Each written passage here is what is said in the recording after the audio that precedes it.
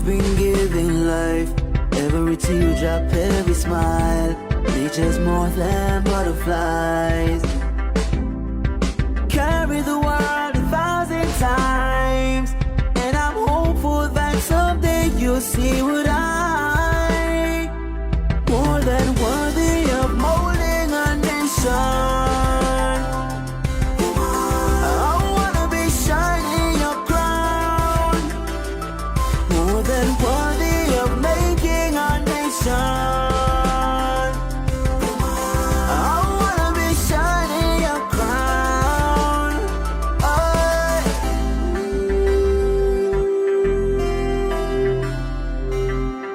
Take off your crown on most days, but there's a halo there and it's gonna stay. It'll stay. For everything depends on you, woman. You're more than worthy of molding a nation. You're more than worthy. I wanna be shining your crown. Do you know you're more than worthy? You're more than beautiful, you're more than powerful. I am unstoppable. I am confident. I am limitless. I am a strong woman. Be proud of you. Be bold. Be brave. You are enough. You are valuable. You are capable. You are phenomenal. Be you. You are fabulous. You are dynamic. We are worthy. More than worthy of molding a nation. I wanna be shining your crown, more than worthy of making a nation.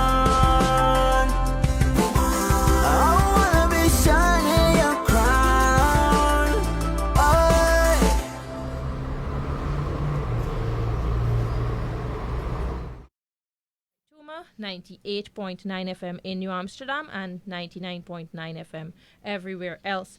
Also, you can WhatsApp us and join in the conversation on 600-8343. That's 600-8343. And you can also stream us live on the World Wide Web at www.edu.fm. That is www.edyoou.fm. And we're also streaming live on Facebook, so you can tune in and see our pretty faces. And we invite you to join the conversation by commenting and asking questions. The live can be found on EduFM's Facebook page. That is EDYOU FM. You're locked to the Women Empowerment Program. And I am Ramona Lutti. Of course, I have my wonderful co-host, Martina Johnson, and our DJ. I will forever call her DJ, okay? Ashwini Saran. And we are here for the next 2 hours to share information to educate, elevate, and empower all of you listening.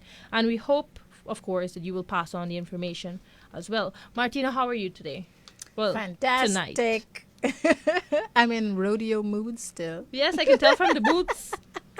Easter mood, everything. You gotta like put your shoe up so the life can catch it and everybody see. Yeah, they can see. No, I didn't mean that literally. No, I didn't put it up. All right. So, how was your weekend? How was the holiday? It was good. We had a lot of family activities, from swimming to kite flying, running, walking, playing, eating, everything in the park. We were supposed to go to the botanical gardens the promenade gardens with this dinosaur thing. But after doing so much from Friday right up until Sunday yesterday, I had no energy. I was like, I'm going to sleep for the rest of the day. And that's exactly what I did. That's what we all did. And we bought lunch. We just didn't have energy to cook. It was fun. We had a great time. Mine was peaceful. Not to say it's not peaceful every weekend, but it was good. It was good. I had some good time to catch up on my rest because my son was on holiday in Puerto Rico. So he spent Easter there. And I had a very restful holiday. I need to find somebody where I could take my kids and not have them for a weekend. Kids, if you're listening, I love you. But you know, when you're growing up, you go to your grandparents for I went on a lot of Easter holidays. and August, and you have VBS, Vacation Bible School, and Yeah, like did I a lot need. oh my gosh, that brings back memories. Yes, I need those wow. things to send them to not have kids for 2 weeks. Just sleep every day. Okay. Okay. Yeah, I don't look at it that I way. wonder if that's what our hey, so sometimes you need a break. Who's with me? Can I get an amen? Actually say right there. Mm-hmm. But Yeah, man, it was fun. it was good to catch up on my rest, and I honestly I got so much rest over the 4 days. I didn't want to come to work today, Yeah, today was like, Today oh was, my god. but today was very busy. I hope you all had a productive day, because I sure did. I really did a lot, even though I didn't want to. But yeah, but then I have people like Martina who are there to pick me up and be like, Ramona, we need to go here. We have to make time today, and we got to go. We got to get this stuff finished. Yeah, sometimes you got to do that. Somebody got to pick somebody up. All right. So if you're looking at our live, you will see that we have a fourth face, of course, in studio right now, and that is no other than a very special guest, Dr. Shanti Persaud. Shanti is a passionate leader, wife, and mother of 3 girls. Oh my gosh, do you send your kids on holidays too? Yes, right? Yes, you see? And you go to all girls' events and spas and so on. All right. Yes, so she has over 20 years of experience in business and 6 years in banking. She is a certified Maxwell coach, speaker and trainer, and an action coach, business and executive coach. Shanti is also a behavioral analysis trainer, an AcuMatch behavioral intelligence coach, an NLP practitioner, and a CBET certified Cebet trader. Her passion, I have to call out all these qualifications, girl. Yes, I do, girl. We're Women celebrating empowerment. you, Let's do right? it. Let's do it.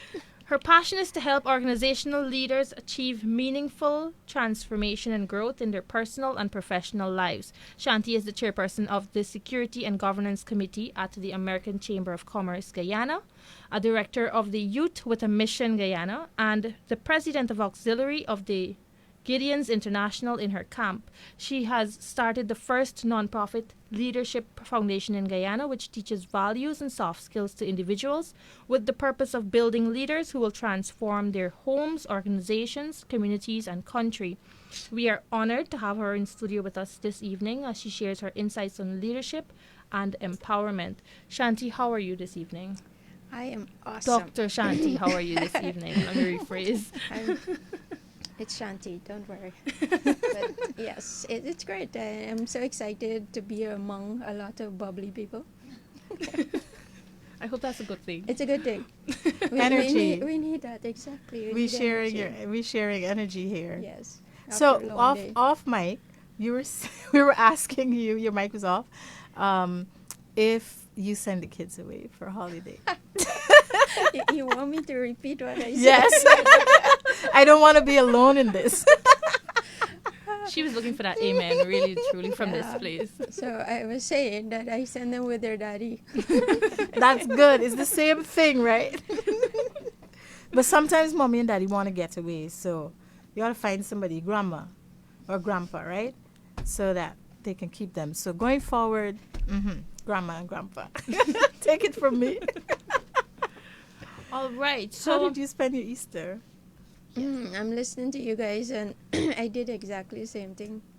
Yeah. Pretty much just slept all day. And Yeah, it was good. Yeah. it was much needed, dude. I feel we're getting old. When we Yeah. listen to all that she does, I could tell and I could really see why she would need to rest. But two Right? things there caught my attention. When you said she does behavioral analysis, she could probably go work for the FBI or the people in criminal minds. And I swear analyze- I heard something about matching. Yeah. Wait. Let me. Let me check. Something about matching. AcuMatch behavioral intelligence coach. So, what does that mean?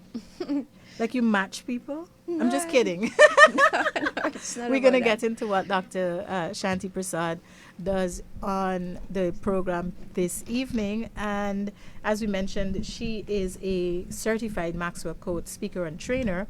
and an action coach, business and executive coach. And she's got a lot of qualifications relevant to our conversation tonight, which relates to her work in training and the establishment of the Lead to Influence training facility. So we're going to get the conversation started. Ramona, you want to kick it off with the questions? Okay, so first, I know we read all of this, all of your qualifications, like, damn, you wear a lot of caps. But tell us, who is Dr. Shanti Persaud and what is your area of expertise? So I was sharing actually at the launch, and usually many times when I'm introducing myself to, I talk about my passion and why I do what I do. And I was sharing that a few years ago, in my prayers, I was asking God to break my heart to what breaks His. And everything that, was being shown at me, it was about leadership. Leadership. And, John Maxwell said that everything rises and falls on leadership. And so that's where I started, okay, what can I do to help build more servant-minded leaders? And I started studying a few years back. I did my MBA and then went into a doctoral degree on transformational leadership, with the whole intention of how can I bring transformation to Guyana. And definitely it has to be done through the leaders. And so in a nutshell, that is what I am passionate about. And who I am is about working with leaders that, whose heart is there to serve their people. And if I can help them to grow in that area, then here I am. All right, so tell us about the Lead to Influence training facility and who the target audience is. So Lead to Influence was established 2 years, and on the 1st of April, it was the second anniversary when we launched the facility. And the facility is really, it has different areas that you can do different things with. For me, I wanted to be able to work with definitely the leaders and their teams, and it's a place that we can have team retreats. It can be a training center that people can actually rent it and bring their team and do their own training too. Likewise, they can also hire myself and my team to do any activity or whatever training they may need to. But it's about developing leaders. It's that aspect of it, and then there's the foundation aspect of it that we have started there too, is to have, with the John Maxwell, collaborating with them, we are doing what we call transformation tables, where for 6 weeks we're taking a group from different sectors. There are key areas that we will be working with in those 6 values, 1 hour per week. We take each group, and we have a goal actually set to take at least 10% of Guyana population through that 6 weeks program, just to bring back a value system into our people to help them. I think at least one is hope, which is something so needed, that you have so many people that don't have hope and seeing anything change and things getting better. And so the first value table that we expose our people to is hope. And then they have others like integrity, value in people, respect, and other. So we take them through 6 weeks, and then ideally to repeat it again at least maybe twice a year that you go through the program. But the whole goal is to help people to have that value when they're making a decision. So, we look at the divide sometimes in our country, and, if I value you as an individual, then the way I treat you will determine how I value you.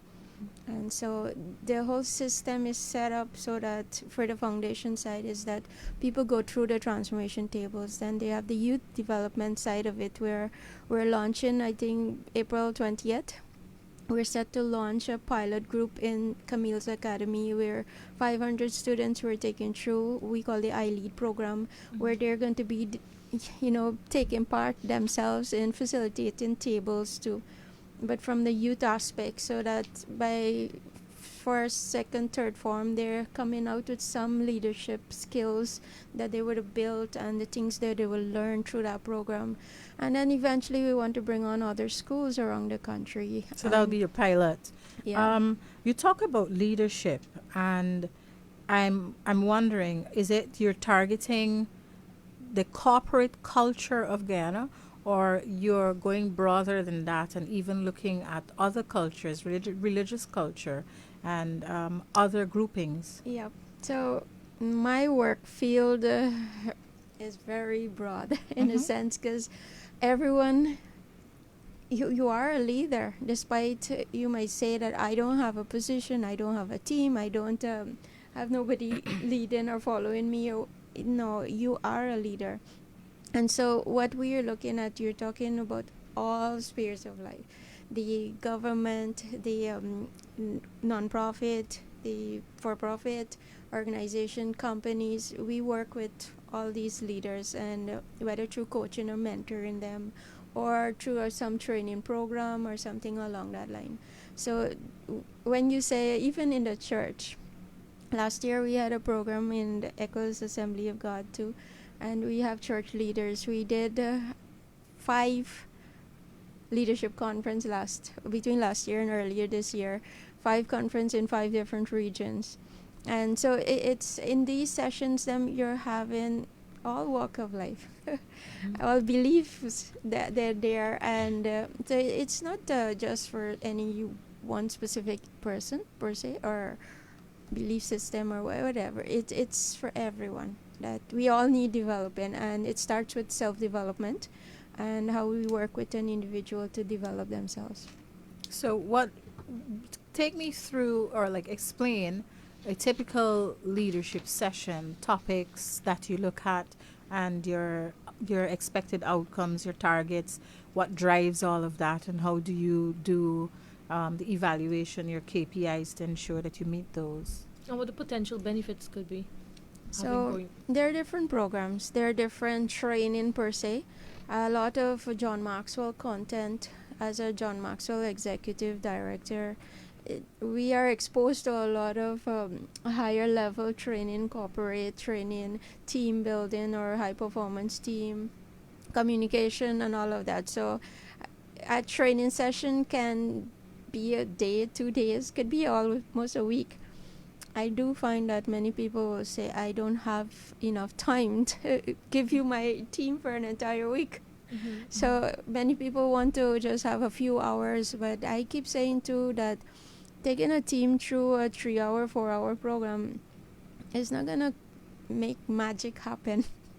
And things gonna rapidly change. It's ongoing, and that's the mindset that our people need to develop in our country, is that nothing happens overnight. You have to constantly be working at it, and you want a team to perform. You complain about your team and all of that, but are you investing in the team? Are you building them? And do yes, none of us right now can control people leaving your organization or your company, but at least you would have invested in someone to help their lives even better. Minimize it. Right, and for me, I always say that, I'm going to pour my all into whoever's working with me. And yes, they're going to leave. And if they go to someplace else and all the things that they would have learned, they can make that place better. And, multiple people, they're making the place better, the country will be better. What about the monitoring and evaluation aspect of your training? Is that something that comes with your package, or people can opt out of it? Well, what majority of our training is companies would have hired, okay, I want you to work with the team. I want you to focus on developing this group here, maybe their supervisory level or management level. I want you to work with them to help, whether in strategic planning or coaching them. And so it could be for different reasons. So they can hire, okay, maybe they have someone who's underperforming. So the KPIs you're talking about is to get them to a stage where they're starting to perform based on whatever standard the company would have set. And so that is a measurement that we put in place. What is it that they're looking for in the end? So you go through a 3-month program or 4 months coaching session with a coach, or you attending a training. And I'm going to say, coming to a 1-day training does not do magic. Nobody it wouldn't help. That's why I asked you anything. about the M&Es, because most companies just want to do training and development, and they forget that aspect of it to see if it's So working. I always encourage them, follow that up. Yes, we can do a training. Training is just transferring of knowledge. Knowledge is so freely available to everyone in the palm of their hands. So why they're not reading? Why they're not listening? Why they're not? That part of it, it's there, but it's what is making them not do it. And that's where the behavioral side of our training comes in, where we work with you and we coach you and to see exactly what is the mindset that may be blocking you from going ahead in life. Why are you not where you say you want to be? And so through a coaching session, those things get revealed, and then you develop an action plan. Every coaching session, you have a plan coming out. What do you plan to go do? What are the goals until I see you again? And so we set it based on that. So the companies, I think, Ramona, when we were talking earlier, one of the things you were saying is that you wanted to know if the companies determine what the training will be, or if they will determine. How do you shape, how do you personalize the training? So that's definitely, as you said, it's the company. So if you, my opinion is that you should not come in and I come in here and I say, oh, you know what? I think you guys need this and you need this, and I cannot come and do that. I need to come and sit with you and do an assessment. And so based on that assessment is to see, okay, what do you have in place? Maybe what have you tried before that didn't work, and what is working? Because it makes no sense I'm coming to recommend something. I don't even know what is the root of what's happening. And so based on those assessments, sitting with some of the leaders and maybe the team too, and do just a group analysis too, to see what's happening among the groups. If it's a team that's not functioning, what are some of the things happening? And before I can say, okay, we can start with this here and we can develop with this and this, and maybe throw in some also coaching, group coaching and mentoring, so that we can get the team to start working together. It's not something that is just carved in stone. It's something you have to sit. Every organization is going to be different. But in all the years you've been working in business, you've also worked in banking, the banking sector. What are the most common issues that cause underproduction, or the sort of culture that negatively impacts performance? I'll come back to what I've been seeing, leadership. Because everything rises and falls on leadership. And John Maxwell says that, and it's something, if you actually look at it, if a team is not performing, what is the leader doing about it? Because is he or she turning a blind eye towards what's happening? Are they actually, stepping in, seeing what is it that the team needs? What is causing this? And what have they put in place to help? So how do you challenge that? How do you challenge the negativity stemming from leaders? Well, that part of it, I cannot tell you I do magic. It come back to the individual, and I'm sharing this because I meet so many people on a daily basis, and there are some that have a lot of ego. And I'm sure many of you would meet many people that feels they know everything, and you can't teach them. They whatever they're doing is the best, despite their team is falling apart or their organization is falling apart. But they're still in denial, not seeing all of that, and that it is them who needs working on. So I always say, for things to change, I must change, and it starts with me. When I am open to hearing my team or hearing someone, give me a critique, this is what they're seeing, it's up to me whether I'm going to take it and, okay, what am I going to do about it?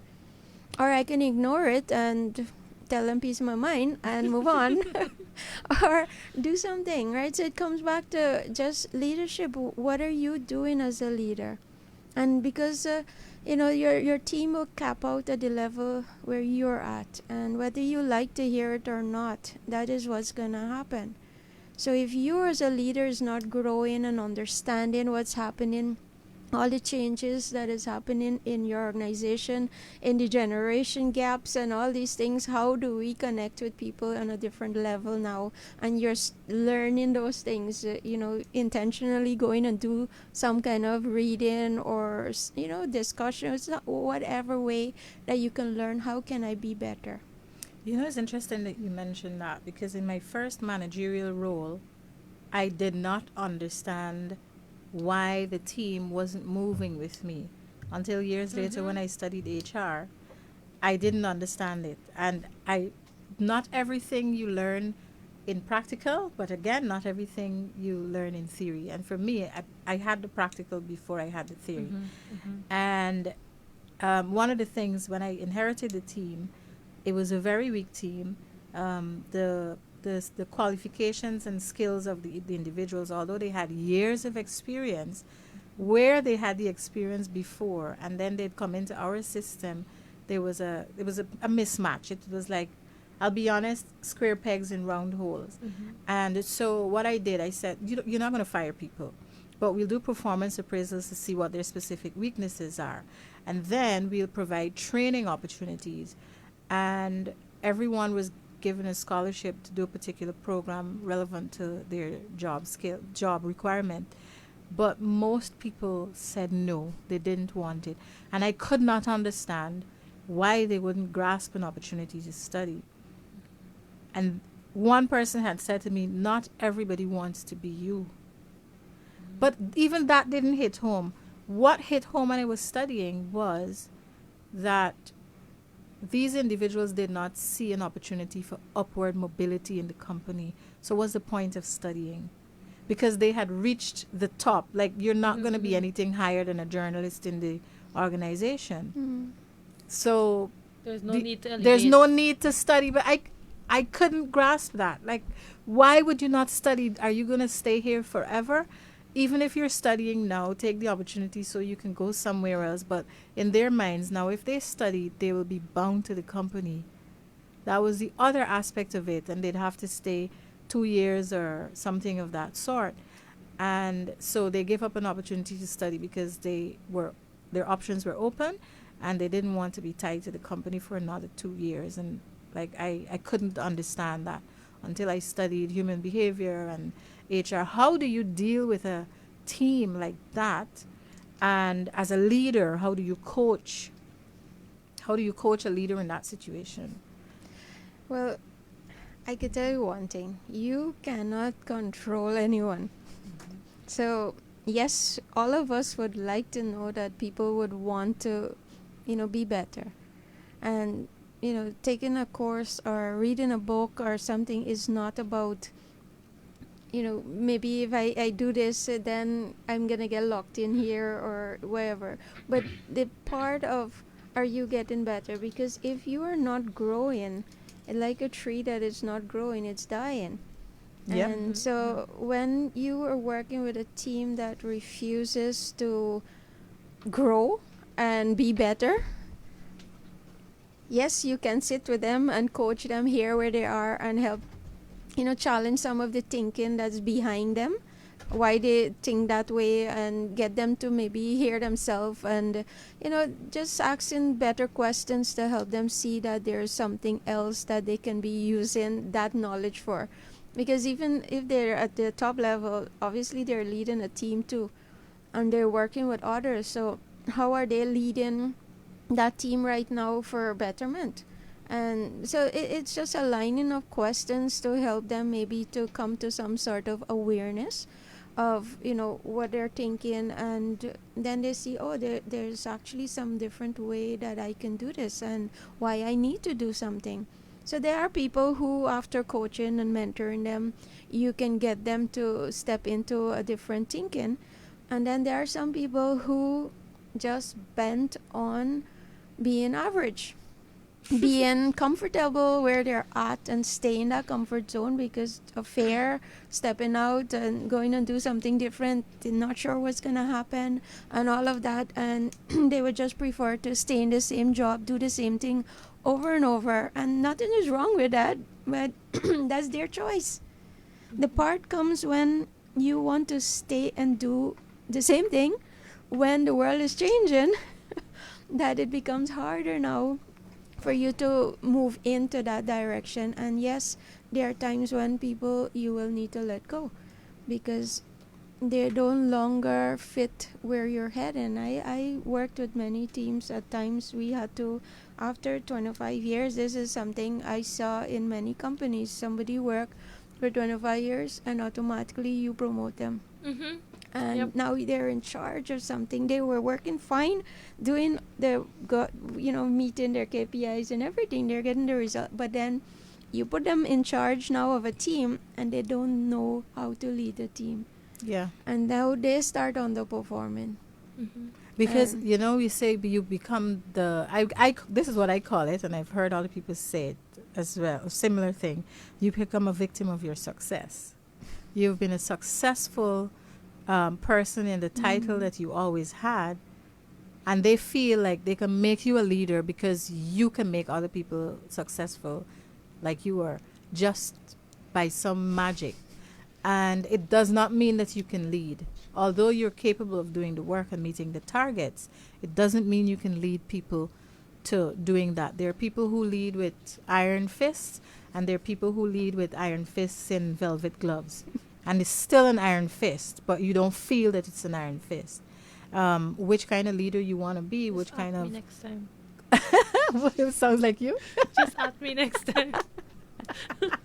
But yeah, I think that people who become victims of their success, it's sad because eventually they underperform, and they feel demotivated, and if they revert to where they were before, it still undermines their Psychologically.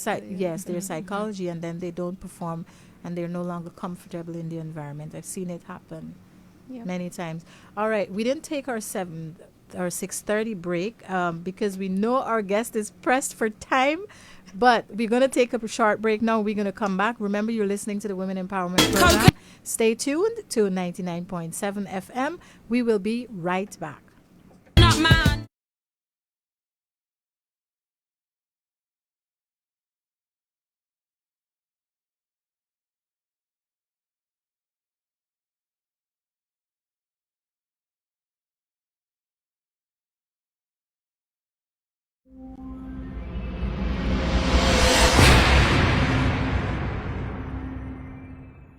Welcome to Talk Tax. My name is Carolita Edwards. Our program this week will outline to you the importance of paying taxes and filing your tax returns on time.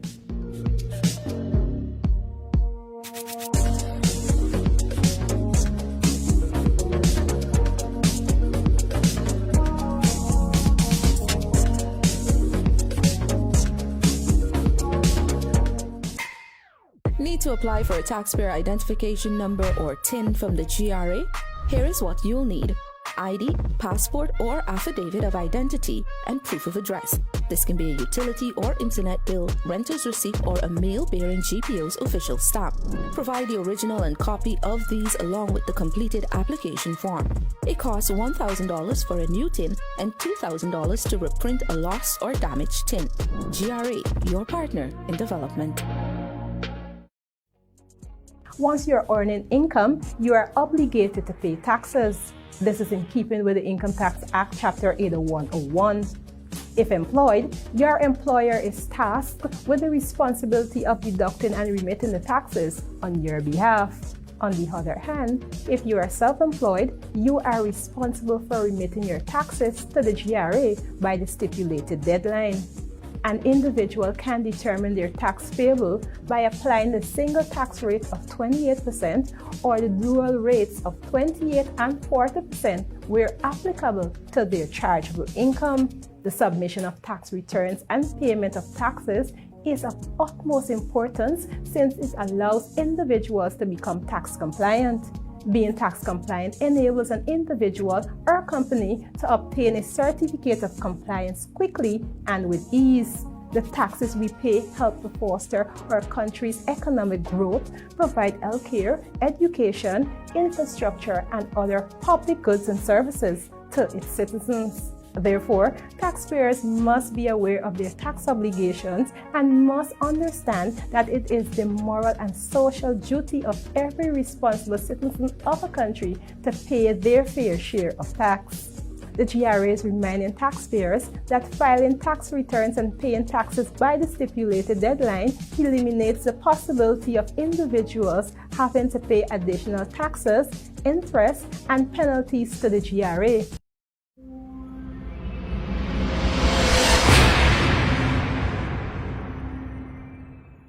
Welcome to Talk Tax. My name is Carolita Edwards.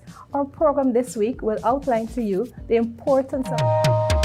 If you're self-employed, it means that you are your own boss. You have your own business, and you set the charges for the goods and services you provide. As a self-employed person, you are assessed for income tax based on your chargeable income. That is, the amount remaining after expenses are reclaimed. Therefore, when submitting an income tax return for year of assessment 2023, you must submit the following: income and expenditure or profit and loss statement, balance sheet of assets and liability, loss schedule if applicable, wear and tear schedule if applicable, certificate of deduction, that is, set-off letter or certificate, such as a coal board letter or 2% withholding certificate if applicable. April 30 is the due date for the submission of tax returns and the payment of taxes due and outstanding. For more information, contact GRA's Tax Advisory Services, 227-6060, extension 8000. Consumer protection is everybody's business. Consumers, when making purchases of a good or service, you should collect a receipt. It is the only proof of purchase. Receipts should include the purchase price and the VAT separately as paid by the consumer, date of purchase, description of goods sold or service provided, name, address, and the telephone number of the business. Your receipt allows you to return a good purchased. Goods must be returned no later than 7 days from the date of purchase, have not been used or tampered with, and in its original package.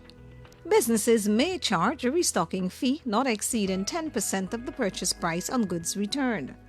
Goods which fail to provide consumers the benefit and uninterrupted enjoyment intended should be returned to suppliers. At no cost to the consumer, suppliers should repair, replace, or refund the purchase price. Suppliers shall not post notices that goods are not returnable, and no refunds will be given for goods returned. A supplier who conducts this act commits an offense. Contact the Department of Consumer Affairs and the Ministry of Tourism, Industry and Commerce. catguyana@gmail.com or Department of Consumer Affairs Guyana on Facebook. Welcome to the Women Empowerment Program. Again, this is Letitia Wright, and you're listening to FM. In studio with us right now and all the time since we started is Dr. Shanti Persaud. She's an experienced business leader and coach and is passionate about helping others achieve transformation and growth. Shanti chairs the Security and Governance Committee at the American Chamber of Commerce Guyana and has started a non-profit leadership foundation in Guyana. This evening we're talking about Lead to Influence, which is a coaching and consulting organization that aims to develop leaders who lead engaged teams to drive organizational performance. They focus on aiding businesses, nonprofits, and government organizations in achieving meaningful transformation and growth through the abundance of thinking and serving minds. Shanti, we are back and we are ready to continue the conversation. So through the well, as you said before we took a break, we were talking about how do you personalize your training sessions, and you said that you would, consult and get basically a diagnostic of what is needed within that specific entity. So can you provide an example of a client you've worked with and, specific strategies you've implemented to help them reach their full potential? You're not call name or anything. Cool. Yes, because some of those are confidential. We understand. But, just like a scenario, basically. So, I coached an export business, and the owners, it's a family business, and so it's the husband and his wife, but then it was a second generation business. So one of the issue was that the father really, I don't think he had confidence in his son. Okay. And so when he he had a really hard time. So that was something we dealt with in the coaching session a lot to build his confidence, because it wasn't coming across to his father that he can handle the company. And so the everything that this father, though he's not so well, he was actually kept every day on him, asking different questions, and he kind of felt offended that, you know, he should be trusting me that I can do this.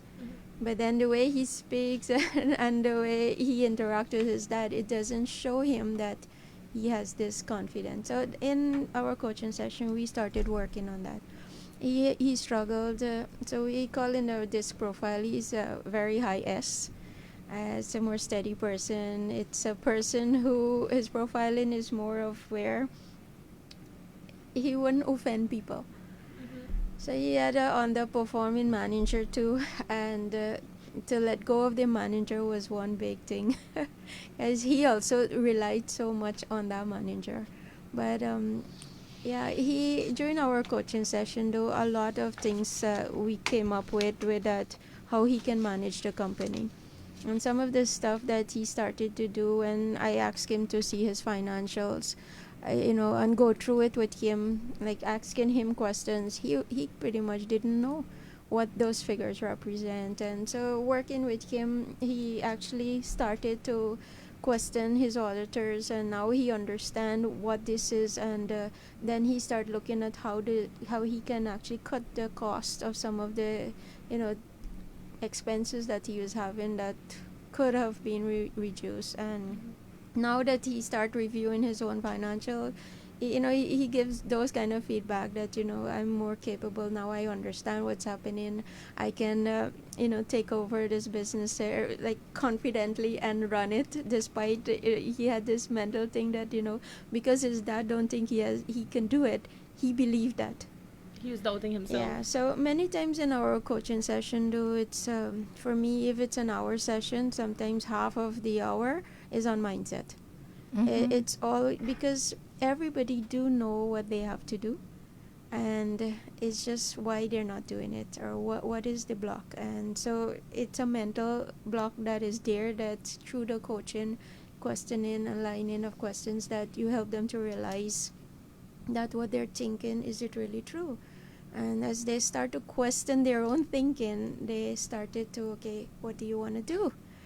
Now that you realize it's a story you made up, and it's causing you to believe that story, making you not doing what you're supposed to do, and moving ahead in life, the success. And because everybody have goals they want to achieve, but then why are some achieving and some are not? So yeah, we worked in his session. I think it was maybe 6 months. It took a lot of mindset work with him, though, to get him to a state where he's actually running the business now, and his dad doesn't intervene much right now. Yeah. But you see, sometimes there are two things. People help you to, people who you trust and you love, whose opinions will make you believe this particular thing about yourself. Parents to child particularly, they make you believe that you can't, by projecting their fears on you. And then there's also the imposter syndrome. For some people, you're doing so well, and even you can't believe it. Have you dealt with having to train people who have that issue, where their own success is mind-boggling to them, or they get promoted and they make an excuse like, it's not a big deal, I only get promoted because Ramona didn't want the job. Yes. That sort of thing. But they didn't even know Ramona. It had nothing to do with Ramona. She wasn't even offered the job, but you just make that up. Ramona didn't want, that's the only reason why Philip gave me the job. Ramona didn't want it. You've had that? I think everybody goes through the imposter syndrome at some point in life, until they actually maybe start confronting it, and to understand that it just come back to, I would say, your identity and your self-esteem. That do you believe that you're good enough? Being self-aware. Yeah, that for me, yes, I'm capable of doing this thing here. I deserve this here. Because if you don't believe, and it come back again to a belief system, which is a mindset. And you can never celebrate your wins, because you don't think you deserve it. And sometimes in a coaching session, many of those things would have stemmed out of experiences people had previously too. And so sometimes, sometimes I do believe my coaching session turned into a counseling session. Well, it is. If you're doing business you're going back, counseling, but so then you go back to, okay, where did this beliefs came from? And is it really true? And when they start questioning that belief that I deserve that promotion, I worked for it, I'm qualified, I'm competent, I have what it takes for it, and so getting them to that stage of saying those things. And many times we start off building someone's identity with their I am statements. What are you saying to yourself when you're by yourself? Because that's what you will believe. See why I gave the people the homework the other day? Write 5 things that you think great about yourself. I'm smart, and I'm then beautiful, every I'm day to intelligent. repeat it. I tell them, put it on your phone as your screensavers. Umpteen time for the day, you're seeing it, and you're reinforcing, so that neural pathway that you're building there gets stronger and stronger and stronger, so that at some point it will reach where you are confident in what you and you Positive believe in you. affirmations. Yes.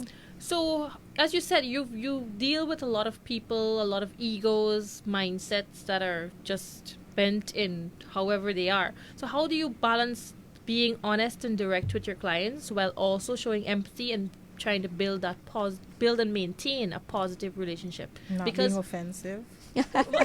That's easier said than done, because when you're working with people who have large egos, who don't want to accept their faults, like, how do you balance that? There's no easy way in saying this, but at the beginning, if you're going to come and work with me as a client or so, I upfront position what our coaching session. I would not take your money if you're not going to do anything, because you're just going to water down me, what I stand for. But upfront, I do set, I'm your coach. I'm not going to be nice to you.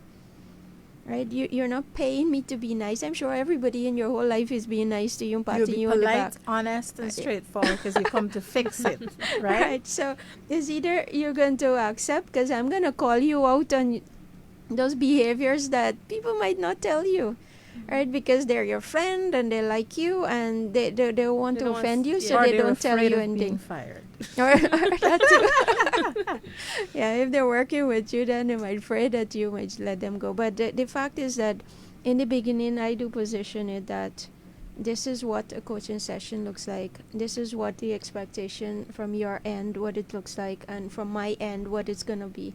And so how do we work in this? And it's going to be that there are goals that has to be set. You need to go and work it. If in a coaching session, per se, a client doesn't understand something, I do switch out from coaching and go into training and take them to the whiteboard or something, or I send them a video, or I send them something here, read up on this here, so that you can get the knowledge needed to go do the thing. But that's how we work with them. But then there are times, I could recall one time, I think in my past 6 years of coaching, I did fire a client. Because he constantly he refuses to answer any question that is being posed to him. So you're not getting to go deeper to really see what's happening here and for him to face it and to deal with it. So he kept and then he was not doing none of his goals that he said that I want to do this, I want to do that. Okay, fine, how do we go about doing this? And map out all of that and then come back following week, didn't do anything. And so after I said, it makes no sense. You can go and do this by yourself, what you're doing right now, and you're going to pay nobody for it. You can go and talk to somebody and tell them all the plans what you want to do and still don't go and do it. And you're going to pay that person. So it makes no sense. So yes, there are people who you can't, I would say, influence sometimes because they're so grounded in their own belief system. And you will just have to accept that, or they need to accept that until and they wake at that up. point you say you're not going to waste your time investing your time with this client, because he's not going to be an advocate for you. Well, for And me, you want your clients to be an advocate for you. We do want that. That's important. But for me, it's if I am more interested in a client's success than the client is wanting to be successful, then something is wrong here. Yeah. But there are people who do that. They come to you for advice. They already make up their mind what they want to do anyway. But they just come hoping that you'll validate what they thought, and then they're not hearing that. So they just wait you out, and you fire that client. So as I said, it's one I ever let go of like that because of not doing what they said they want to do, and I'm not sure how you're gonna get any success or any results if you're not gonna put in the work for it. I'm not gonna come and do your work. I could come and do it for you, but guess what? I am getting all the knowledge, and then you can't pay me neither for come and do your work. So. Well, Dr. Shanti Persaud, we know our time is limited this year, and we also coming close up to the top of the hour. We've got to take our break. And so is there anything else that you want to add before we end our conversation here? In addition to that, if someone wants to find you for coaching training, where do we find you? How do we get in touch with you? So I think I'm in so many places. Yes, I'm on Facebook, or I can give my number. I'm not sure if this is a good idea. So what's the contact for the training facility? Yeah. If I want to rent it, if I want to come there for training, I want leadership training, how do I get in touch with you or the organization? So it's Lead to Influence. LEADTO Influence. Yeah, and so it's 621-0440. You can WhatsApp or call 621-0440. And the contact on Facebook, what is your name? Is there a Lead to Influence Facebook page as well? So it's Lead to Influence on Facebook. And There's Facebook. Space Lead, space to, space Influence, No, or just it's Lead one word. number 2. Tell me, what is it? TO. TO. So it's Just Lead to one word. Influence, one word. Or, we do these fancy things on social media. And there's a website too of leadtoinfluence.com. Okay. And fastest way is 621-0440. yeah, We can WhatsApp WhatsApp or call everybody. you. It's easier, faster. All right. Well, in studio we have with us Dr. Shanti Persaud. She is a leadership coach, and she's got many, many years under her belt, over 2 decades. She doesn't look it at all, but yes, remarkable. We women. We want to thank you for staying tuned to the Women Empowerment Program. We're going to take a quick break, and when we come back, we're going to introduce you to our next guest. But Shanti, we want to thank you so much for joining us. Like you said, you said you were pressed for time, but you wanted to come here today, so you made a bit of a sacrifice for us, and we appreciate it. You guys are welcome, and thank you very much for having me. Yes, have a great evening and safe travels to your next appointment. Thank you so much. Bye. You're most welcome. Enjoy.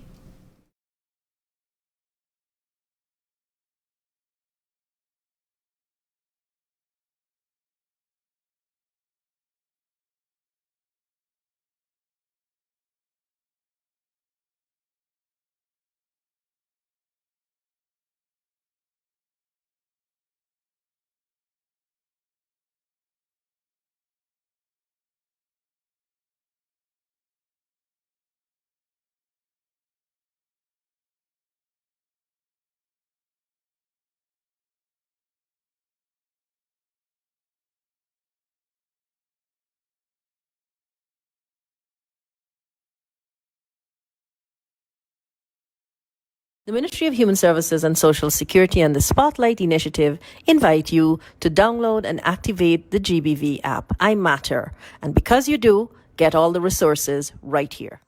Introducing the new I Matter app, your go-to app for all gender-based violence resources, education, and help. Easy to use and available to everyone. Download the app from your app store and get started by selecting the region you live in to help us provide region-specific resources for you. This app lets you understand and educate on gender-based violence, find support services for you or someone you know affected by violence, and get accurate information, laws, and facts. You'll also be given the opportunity to access helpful resources and have the chance to see answers to frequently asked questions that will help you understand the issue and be better prepared to recognize any of the symptoms of gender-based violence. If at any time you have an immediate emergency, you can quickly click on any 914 prompt across the app to get support. Get the app today, and let's help stop the violence.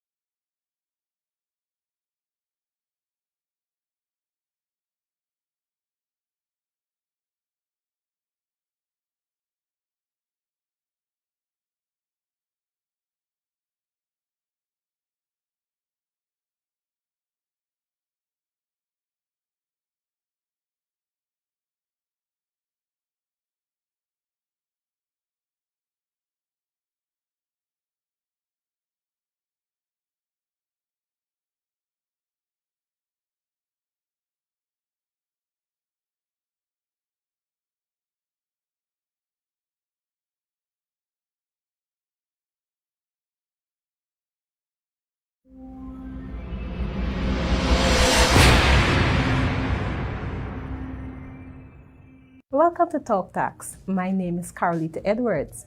Our program this week will outline to you the importance of paying taxes and filing your tax returns on time.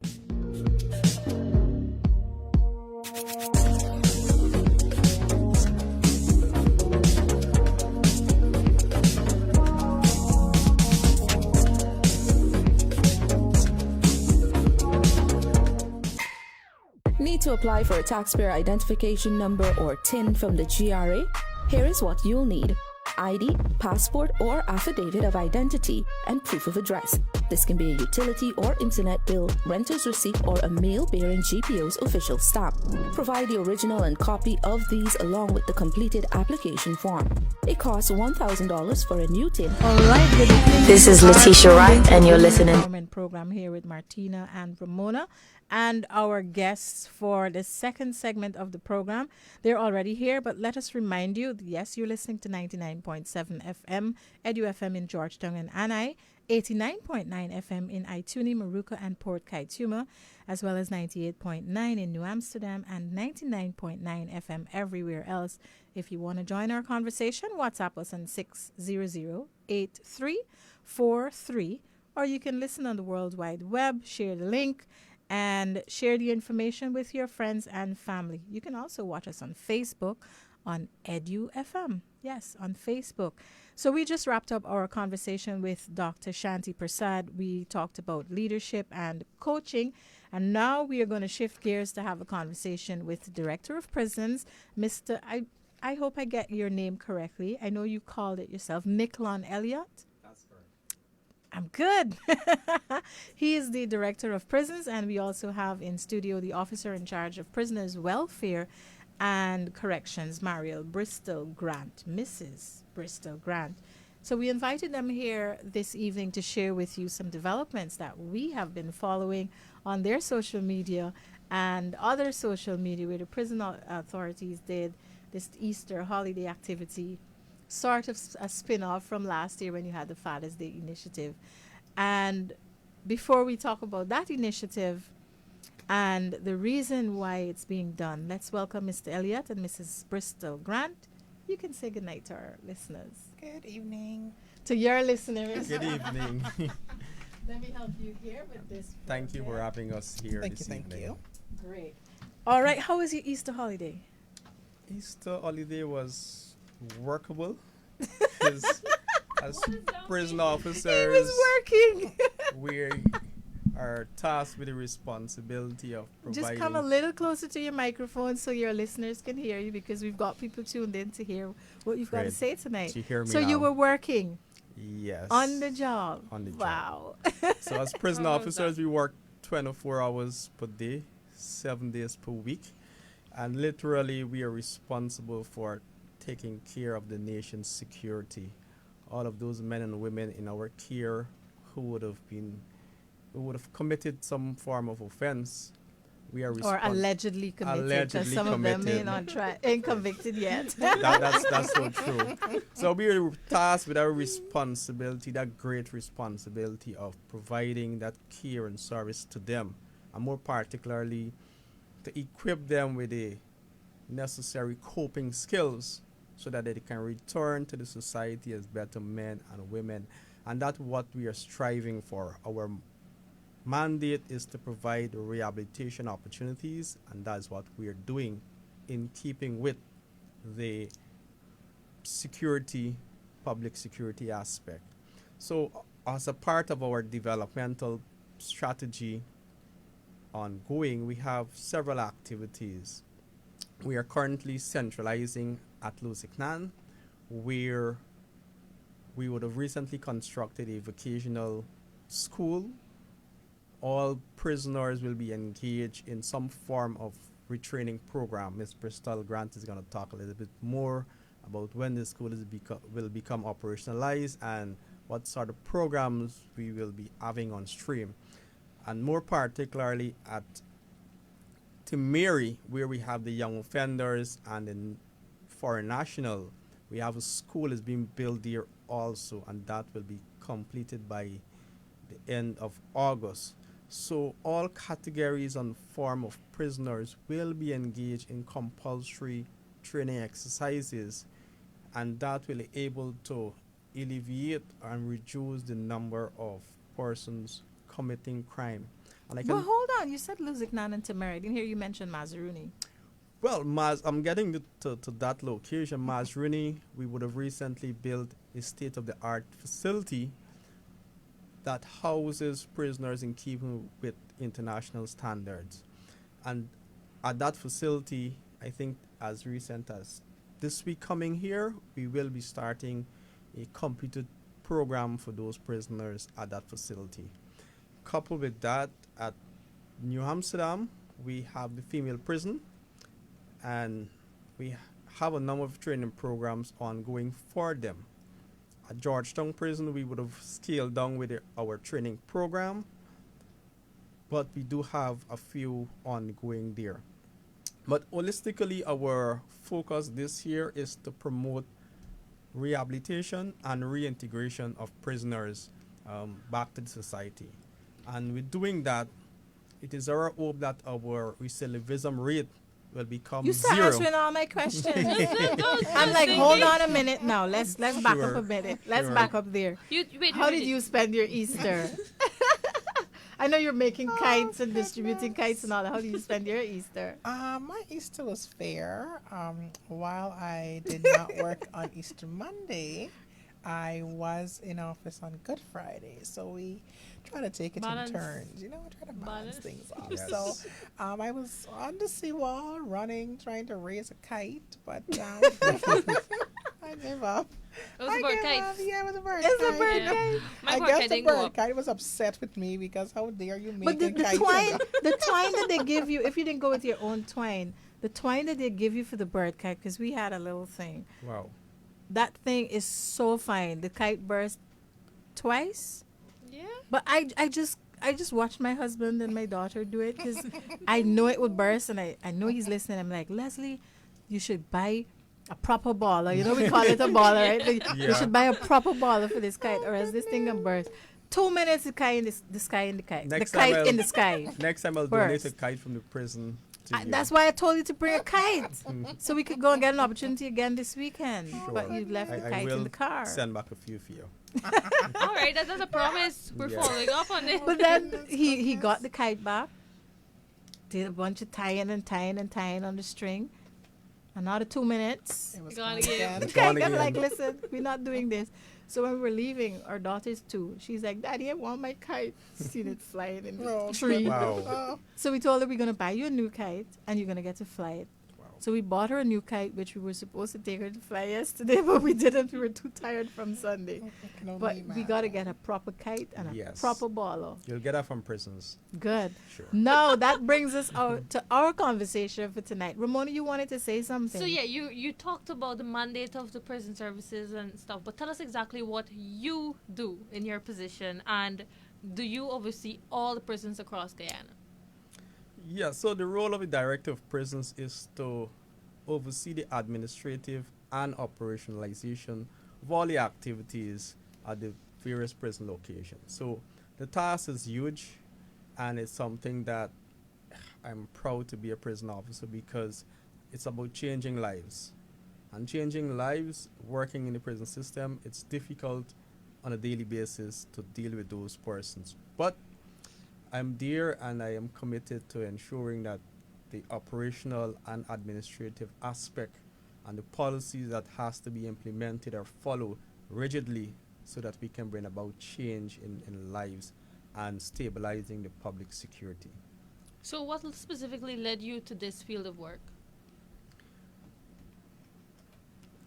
Because like I think I'm it's trying to just picture about if you just the woke up joy one day and of said, you know what, I'll go be the director of prisons. No, it's not so What easy. was the journey? So the journey, it was challenging. So many. It's difficult to go back that journey and to see where it started from. But I know along the way, it was challenging. Were you ever in the police force or the defense force? No. Okay. So a number of my relatives were part of the military. So I just wanted to be a part of an organization that they're not a part of. And I said, let me try prison and see what's happening here. Okay. And I became connected to the work and what is required of a prison officer. And I'm now grounded and solid and working towards changing lives. What about you? What got you to this stage of working with prisons? Well, it was not voluntary. That much I can say. Well, I was pretty much assigned to the prison, so it went like, you're going to be going to the prison on Monday. And then you fell in love with it. The prison? Why the prison? This was not the agreement. We said that it was going to be the police. How are we changing to the prison? And then it was then said that there's a need for your service and your expertise at the prison. And I do not regret coming to the prison. I think over the 5 years, I have definitely changed tremendously. It has molded me in a way that I couldn't have imagined. And because of that, I've now dedicated myself to corrections and dedicated myself to the prison, and not just this prison, but prisons in general, because there isn't a country that you'll go to where there isn't a prison. So for those of you thinking about what to do when you exit school, think about the prisons. You will always be employed. So yes, of course, there isn't a country. Can you think of a country that you can go to where you'll say, oh my God, I'm a lawyer, there's no there I can't get a job. I Yeah, I know. But believe me, you go to a prison, they will be looking. So What a motivational speech. yes, we are recruiting. Yes, of course. So, every opportunity is a recruitment opportunity. The prison isn't ordinary. It's not something that you would, like an environment you would experience in a general employment setting. It's something that takes dedication. You have to be, Mr. Elias will tell you have to be born for this. You just can't wake up and decide, I want to be in the prison, because it's a helping profession, and helping professions take a lot from the helper. And if you're not dedicated, you're going to tap out halfway before you actually accomplish what you set out to do. And the biggest part about doing this job and doing it well is dedication. And we're dedicated to the persons that we have to serve because we're providing a service. You're referred to as a rehabilitation activist. And I'm sure it's because of the work that you've done that you've earned that from your colleagues. But a lot of people in our society do not have sympathy or empathy for prisoners. They feel like you go there to be punished. What are you doing to change that perception? Well, one of the things that we are doing is promoting positive publicity. Naturally, the more you see the prison associated with positive things, that in itself can create a cognitive stir. At least you start to associate us with more than a riot, more than a fire, more than a tragedy. You know, so you're like, oh my God, the person got kites, they got bonding, they got this going on, so we try to put out to the public what are the various initiatives that are happening at the prison. And that is because for so long, the public has been shut out from what was happening within the prison. And still so many people are like, you have rehabilitation programs. And what they're exposed to is the quote unquote bad behavior when the prisoners sneak a phone and go live on Facebook, or when the police put press release out there to say there was a raid at the prison, and we found all this contraband. And I've always wondered, I've been a journalist for over 20 years, and I was accused, I use the word accused, but my, strong word. I was sympathetic to prisoners. I didn't have anybody in the prisons. I was working in Antigua and Barbuda, and I would do a lot of work and research on the prisoners and human rights and conditions, etc. And there were people who were really annoyed about it because they felt, why do you care? These are murderers. I'm like, not everybody in there is a murderer.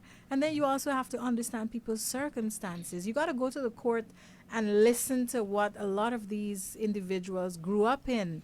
Correct. Communities where they are marginalized, educational opportunities are next to non-existent or non-existent, and fending for themselves. A lot of people don't know this thing, and they feel like, oh, they just need to be condemned. So I'm glad that you're doing these activities. Let's go into the most recent one where you had the kite making and distribution initiative, primarily focused on using the skills of male prisoners. What was behind that, and when, where you getting your materials and that sort of thing? So the initiative was coined by the Minister of Home Affairs, Mr. Ben. His passion is for us to utilize prisoners in all forms of rehabilitation, get them involved in various skills areas. So the kite making initiative, coupled with the Welfare and Corrections Department, we said, look, this must happen, and it will happen. So we, through our budgetary allocation, went into action, and utilizing the skills of the prisoners. We did not even realize that they can make so many kites in a few days, over 500 kites, 600 kites in less than 3-4 days. So the skill set that the Welfare and Corrections Department is setting is one in which we want persons to be equipped with that marketable skill. So when they go out there, they can earn for themselves.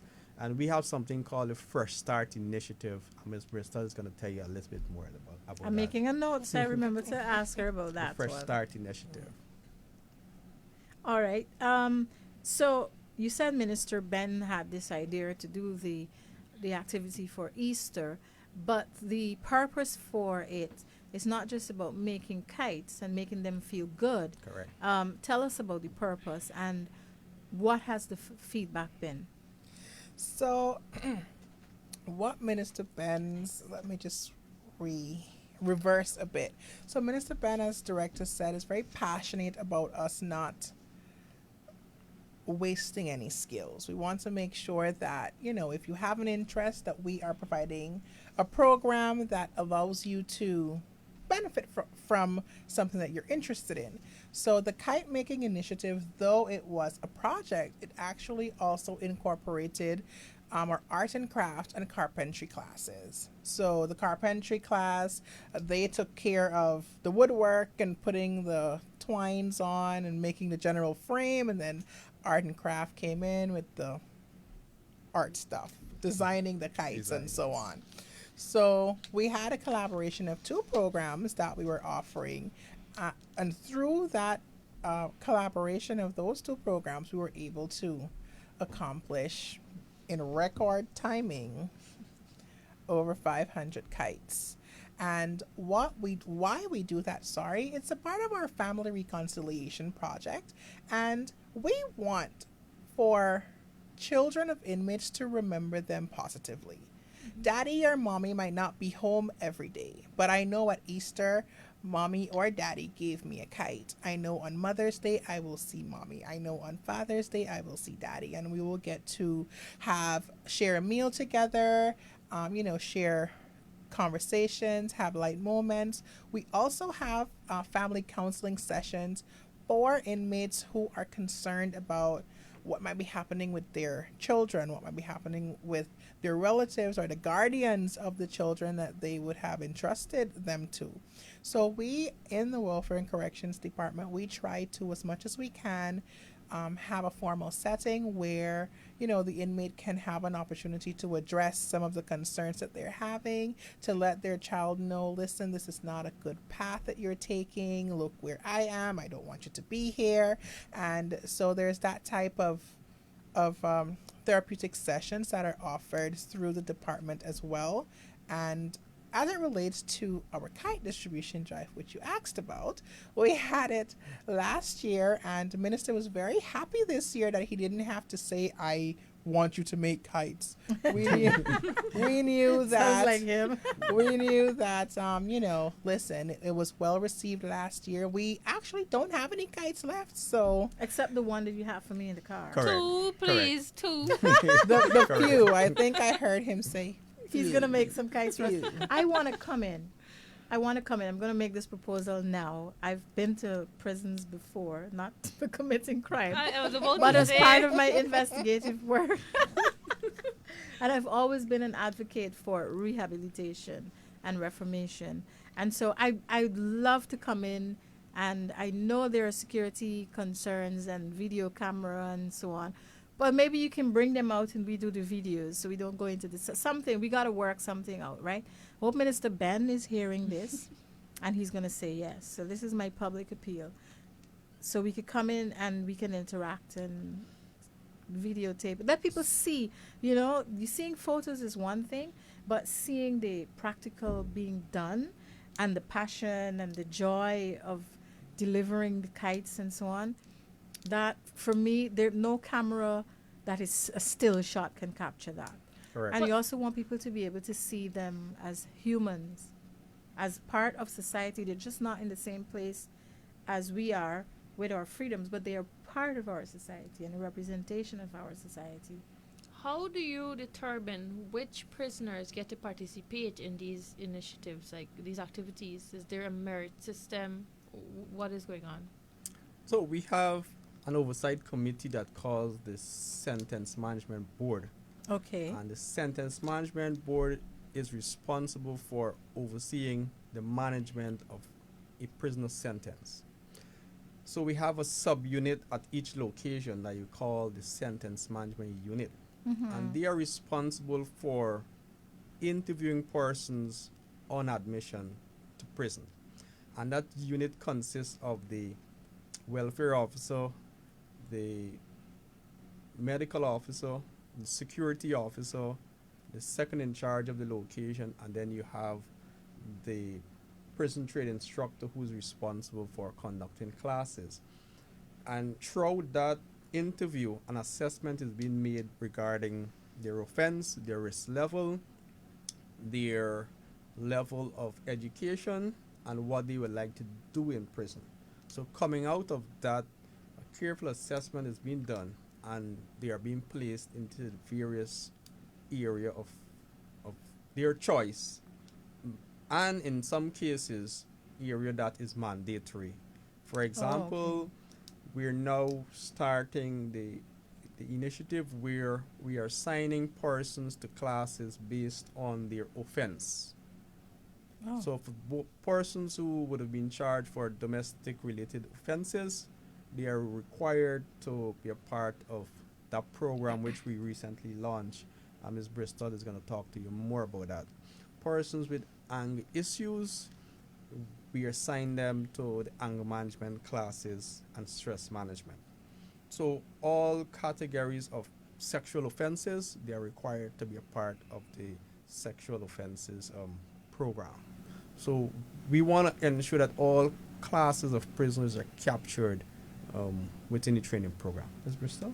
But before you answer that question, I want you to include in your answer whether the training is aimed at including only people who are on remand or those serving short sentences, because you may have people whose sentences are commuted to life or a life sentence or whatever you want. Who does it target? So we're targeting all classes of prisoners: committed persons, persons who would have been sentenced, persons who are on remand. For those short sentence persons, like 1 month, 3 months, we have something called the I-Learn program. Okay. So that daily they are being interacted by the officer in charge or the duty officer. They're required to say the pledge. They're required to say,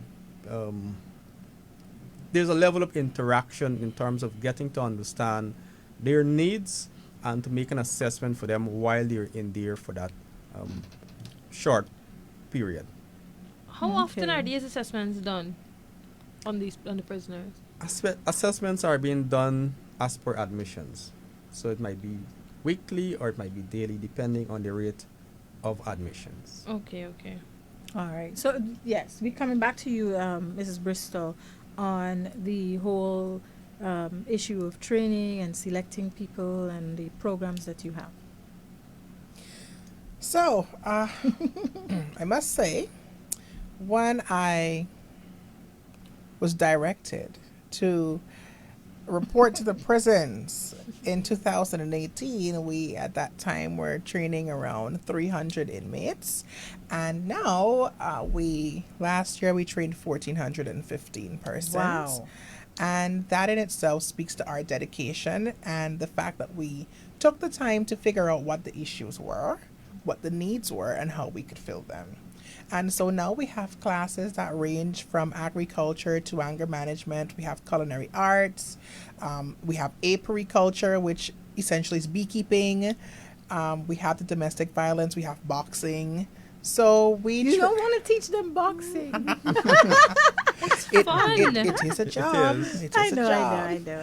So we, we try to, in the Welfare and Corrections Department, a big part of the planning is taking interest into consideration. We want programs to feel as though they're voluntary, but what you're really doing is creating programs that fit their interests, so you don't have to force them to go.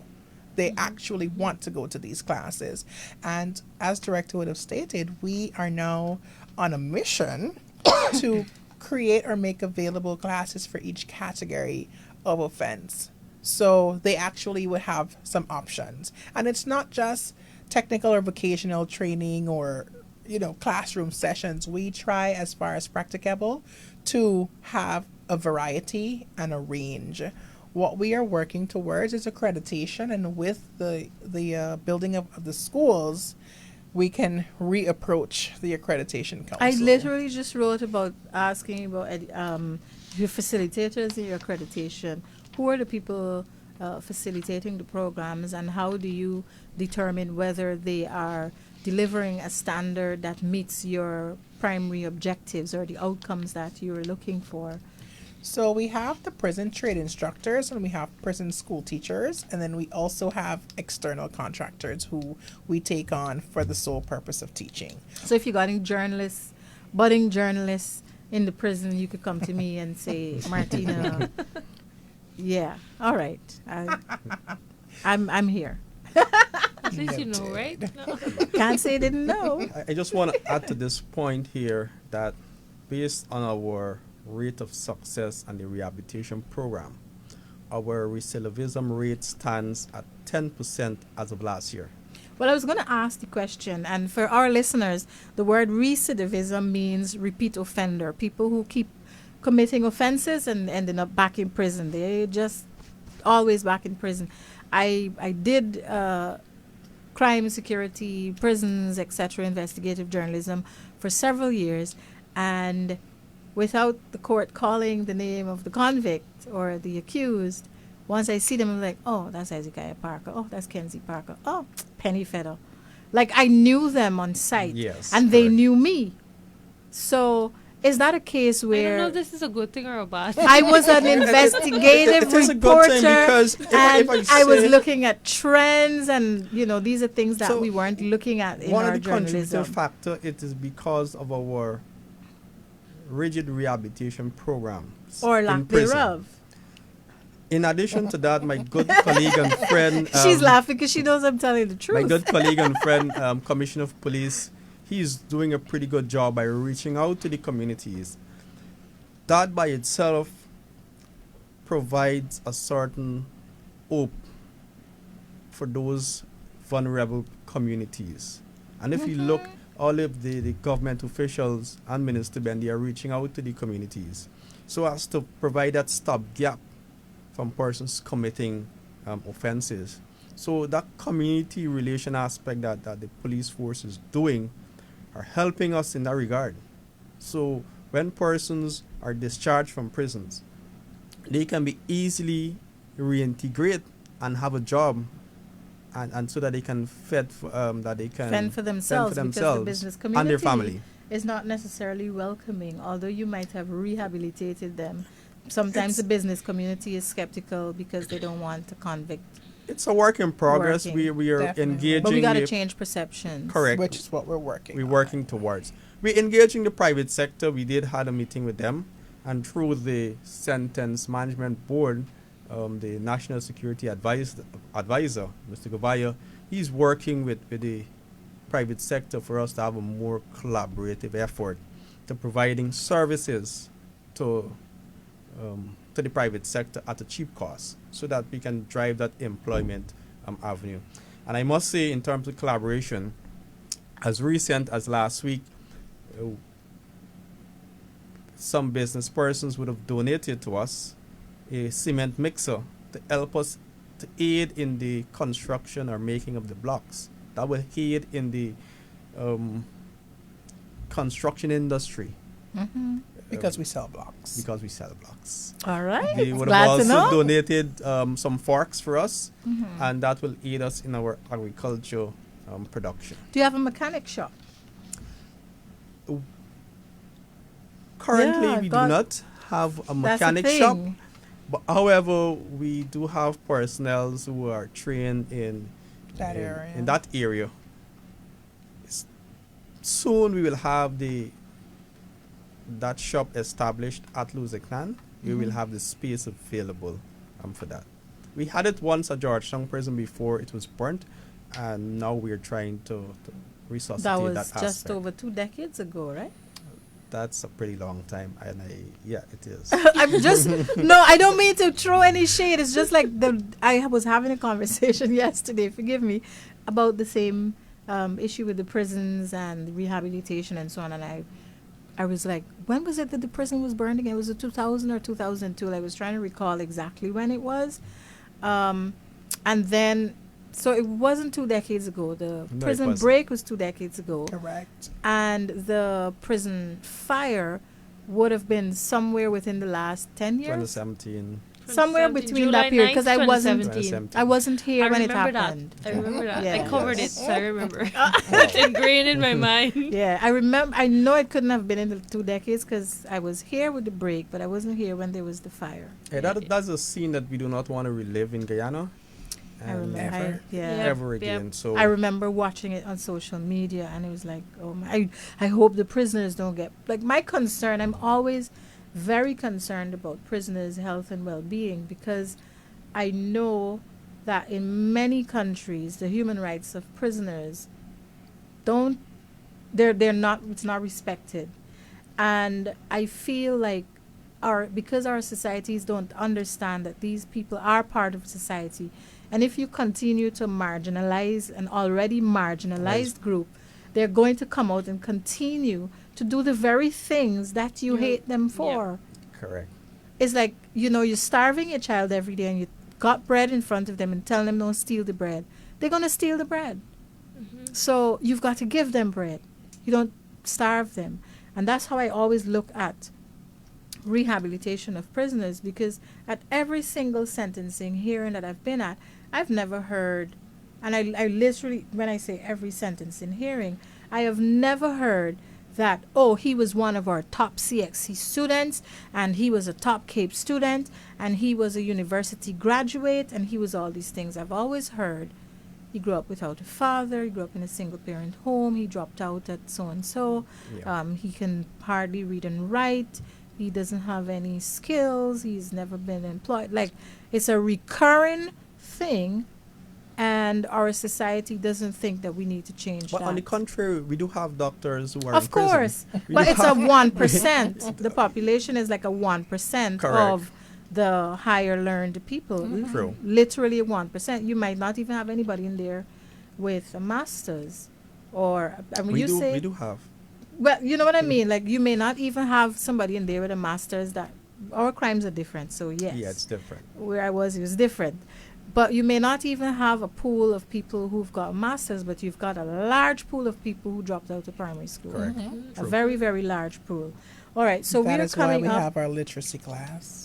Yeah, and we can help you with that too. we coming up for a short break. Are we gonna come right back? This conversation I'm very passionate about, and we're gonna share more with you on the Women Empowerment Program. Have to be afraid to If you're self-employed, it means that you are your own boss. You have your own business, and you set the charges for the goods and services you provide. As a self-employed person, you are assessed for income tax based on your chargeable income. That is, the amount remaining after expenses are reclaimed. Therefore, when submitting an income tax return for year of assessment 2023, you must submit the following: income and expenditure or profit and loss statement, balance sheet of assets and liability, loss schedule if applicable, wear and tear schedule if applicable, certificate of deduction, that is, set-off letter or certificate, such as a coal board letter or 2% withholding certificate if applicable. April 30 is the due date for the submission of tax returns and the payment of taxes due and outstanding. For more information, contact GRA's Tax Advisory Services, 227-6060, extension 8000.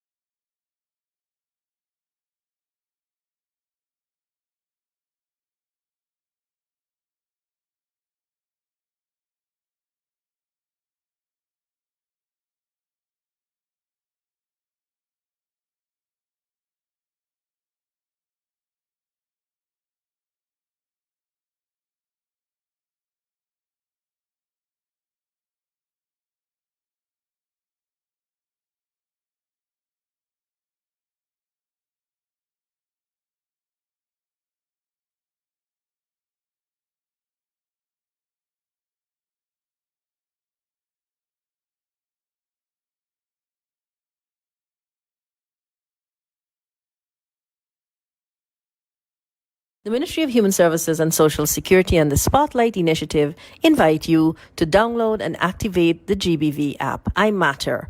And because you do, get all the resources right here. Introducing the new I Matter app, your go-to app for all gender-based violence resources, education, and help. Easy to use and available to everyone. Download the app from your app store and get started by selecting the region you live in to help us provide region-specific resources for you.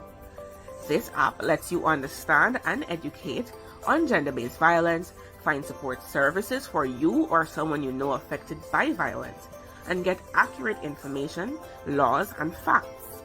You'll also be given the opportunity to access helpful resources and have the chance to see answers to frequently asked questions that will help you understand the issue and be better prepared to recognize any of the symptoms of gender-based violence. If at any time you have an immediate emergency, you can quickly click on any 914 prompt across the app to get support. Get the app today and let's help stop the violence.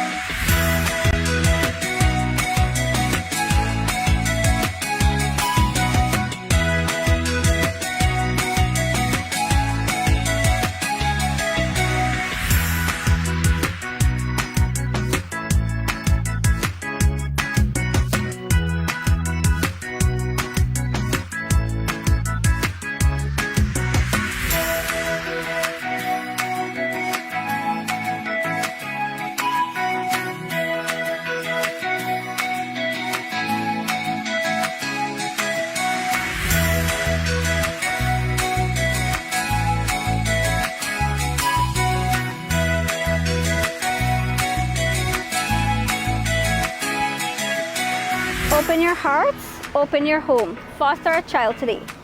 For more information, you can contact the Child Care and Protection Agency Foster Care Department via 231-8423 or 225-1257. Or you can also email us at fostercare.cpa@gmail.com.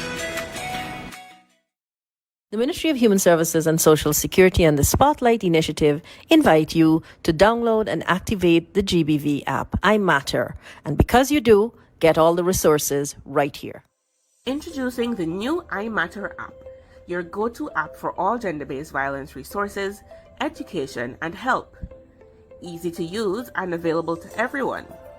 Download the app from your app store and get started by selecting the region you live in to help us provide region-specific resources for you. This app lets you understand and educate on gender-based violence, find support services for you or someone you know affected by violence, and get accurate information, laws, and facts. You'll also be given the opportunity to access helpful resources and have the chance to see answers to frequently asked questions that will help you understand the issue and be better prepared to recognize any of the symptoms of gender-based violence. If at any time you have an immediate emergency, you can quickly click on any 914 prompt across the app to get support. Get the app today and let's help stop the violence. Consumer protection is everybody's business. Consumers, when making purchases of a good or service, you should collect a receipt. It is the only proof of purchase. Receipts should include the purchase price and the VAT separately as paid by the consumer, date of purchase, description of goods sold or service provided, name, address, and the telephone number of the business. Your receipt allows you to return a good purchased. Goods must be returned no later than 7 days from the date of purchase, have not been used or tampered with, and in its original package. Businesses may charge a restocking fee not exceeding 10% of the purchase price on goods returned. Goods which fail to provide consumers the benefit and uninterrupted enjoyment intended should be returned to suppliers. At no cost to the consumer, suppliers should repair, replace, or refund the purchase price. Suppliers shall not post notices that goods are not returnable, and no refunds will be given for goods returned. A supplier who conducts this act commits an offense. Contact the Department of Consumer Affairs and the Ministry of Tourism, Industry and Commerce. catguyana@gmail.com or Department of Consumer Affairs Guyana on Facebook. Studio with the Director of Prisons, Nicolon Elliott, and Officer in Charge of Prisoners' Welfare and Corrections, Marielle Bristol Grant. The conversation this evening is about a very inspiring initiative. I mean, we've switched up a couple of times though, that prison authorities have been doing every Easter holiday period to help create positive memories and keep connections alive between prisoners and their families. So we're coming back to the topic once more. Listen, the off-air conversation is so interesting. Like, I have to be like, oh, yeah, it's time to come back. Yes. So, with regards to the most recent kite-making initiative, how many prisoners were engaged? So, a total of 500 kites were distributed internally, and then we still had an additional 300 that we otherwise utilized through bringing smiles to other faces whose parents were not in prison. But of course, because we are a caring organization, we try to aid where we can. So how do you train these prisoners to make kites and stuff? I mean, I figure not everybody knows. So. And then how do you oversee their use of weapons? Because you got to use knives and scissors and things like that. Well, as director, so firstly, as I would have stated, we have prison trade instructors, and those trade instructors have various classes, two of which are art and craft and carpentry. And in those classes, it's monitored. Obviously, it's in a classroom setting. For the art and craft, the carpentry is in a trade shop. So everything that's happening is within the confines of the shop. And the sentence management unit, whose sole responsibility is to assign inmates, takes various things into consideration. So if you are a person who is portraying violent tendencies.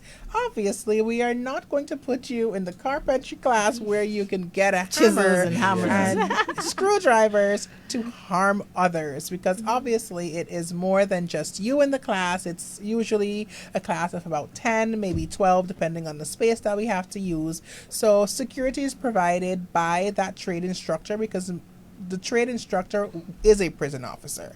Okay. So the prison school teachers are more likely civilian staff, and then we have contract workers. So the trade instructors are definitely security personnel, so they provide that security in terms of overseeing the process, and they also teach the class. So as far as the kite, I don't know how to make a kite. I probably need to join the class so that I can get some lessons. However, that would have been one of the things that they would have learned. We build excellent furniture, which you can get a glimpse of at our exhibition in September. And of course, if there's Building Expo again, we will be there. And you started that expo, didn't you? Yes, I did. Last year. Mariel Bristol Grant. No, they had. I remember last year when they had it. Somebody came and they're like, they got a chest of drawer set, and it was only for so and so. And I didn't walk with money because I didn't realize they're selling the things. Oh my God. And I asked them to keep it for me. When I went back, it was gone. Wow. No money, no business. So now, honey, I hope you're listening. I hope you're listening, girl, because they're having it in September. Yes. I don't know the date is yet, but as soon as I know, I'll tell you. But So- if I find that chest drawer set first, You purchase it. it's mine. So we started it year before the last. Last year was our second year, and it's now annual. It is our biggest event for the year, and it's where we get to really showcase all of the programs that we do within the prisons and the products thereof. And there isn't a year where we have a lot of things to take back. Did you have a tailor? Somebody who does the training with sewing and So we on do in prison? have tailoring and sewing offered at the prisons, yes. Always So wanted to- I should have worn something that they made for me. Yes, you should have. Should have. Send the photo. We're going to post it on our Women Empowerment page and EduFM Facebook page. Noted, And noted. of course, we have the females who were sewing also. Okay. So they great. do the sewing and the males do the tailoring. Interesting. So what happens to the funds when you sell the furniture, or what do we do? Great. So a part of it goes towards the prisoner's property, and that is compulsory savings. Okay. In addition to that, you have the tuck shop where they can purchase items for their daily use. Because not everybody's got family bringing stuff. Correct, good. And a portion of the sales go towards the prison, so we can able to assist in purchasing things that may not be available to the inmates at the said time. Toiletries, water. Oh, different toiletries things, or those is- are provided by the state. They're provided by the state. Okay. Up to date. So stuff like, for example, the program might need an additional drill, a saw. a saw, and we Those are capital items. we try to So purchase it from there too. if our capital budget is exhausted, we refer to that fund. Have you reached to the stage where the prisoners are now, they have access to online education through the government? They can apply for a scholarship from Goal or so on. Have you got that there Very yet? excited that you raised that, You can Director. go. Okay, so last year, the Welfare and Corrections Department networked with the IDB and the Ministry of Legal Affairs, and now we have computer labs at all the locations with the exception of Georgetown, and that's only because they are still finalizing the space that they're going to use for that. That's the only reason why they don't have their computers yet, but we did receive all that we need for the computer labs, and actually have something I might share, or maybe not, I don't know. Come on, break the news here. So to Mary and some of the other locations, they have already started their classes. And what really drove us to include technology is because We realize the direction in which the world is moving, and I don't want the inmates to be at a disadvantage. When they come out, they can't. So when you are released from prison, you should also be up to date with what's happening technologically, and then it also allows us to have a hybrid system of training. So you don't always have to come into a class and look at us or hear us. There can be a video, there can be something interactive, and then it also helps us to target those who don't speak our language, because we can then expose them to programs in their language that we do not have to translate. So we're very excited. And virtual training with a facilitator who might not be able to make it. Correct. So, or a facilitator that might be at another location. So obviously understanding that we have prisons that span across the country, logistically you might not always be able to say someone from Mazaruni go to New Amsterdam. They can just have an online session, and that way the information is still transmitted, and learning still takes place. So as it relates to goal, we are in the process through our sentence management men's board chairman, Mr. Gavaya. We are awaiting a date for the meeting with the person who is the head of that organization system, and the prisoners are very interested. We have, because right now there's the SCQF and GED, so if you didn't finish school or you so can on, benefit you can from apply, that. and I think that's closing off on the 20th of April, so you don't have much time. You want me to make it happen? Yes. All right, we can make it happen. We can make it happen. Professor Opede, I hope you're listening. Anika, I hope you're listening. Felipe, I hope you're listening. Don't make me make promises and then I can't keep them. All right, so let's talk now about the initiative, the next initiative you have coming up. You just finished your Easter initiative. What's the next initiative to help with the prisoners and, bonding with their families? So apart from the kite making, because kites, and please tell me about what you're doing for women too, because the kites was just the men. All right. No, it was the women's children also. So while the women did not go into the trade shop and build the kites, and it's also great for women to receive. So they were on the receiving end from their I would have male wanted to make a counterparts. kite. They don't make kites, but they crochet beautiful bathing suits, chair backs.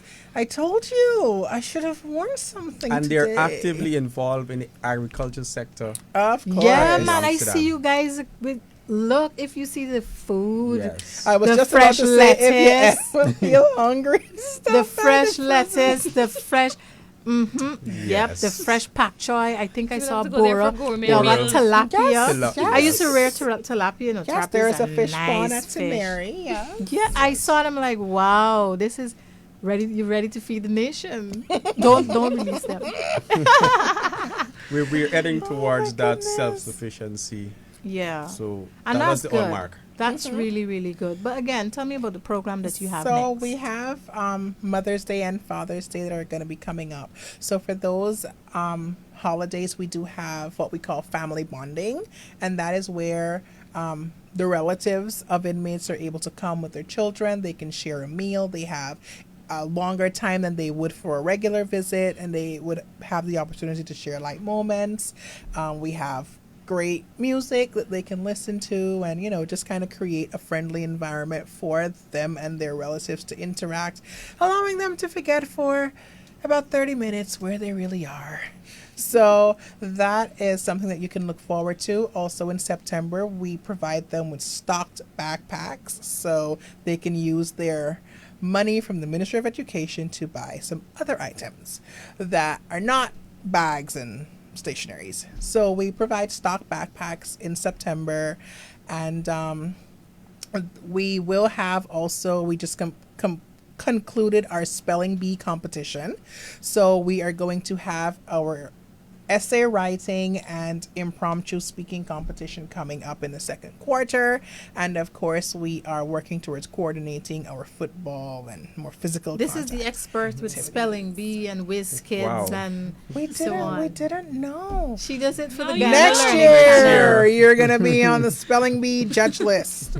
She puts together, with her team, the Guyana Learning Channel upstairs. They work on putting together the competitions, developing the questions, the Well, we answers, know the who's going buzzer. to be on our impromptu speaking judge panel. Yes. All right. So listen, you guys are making prison life sound very appealing. I don't know how she's here planning how she's going to get in. My mother tells me all the time. She's like, Maria, you need Right, to so stop. this is not really serving as a deterrent to people to not want to go to prison.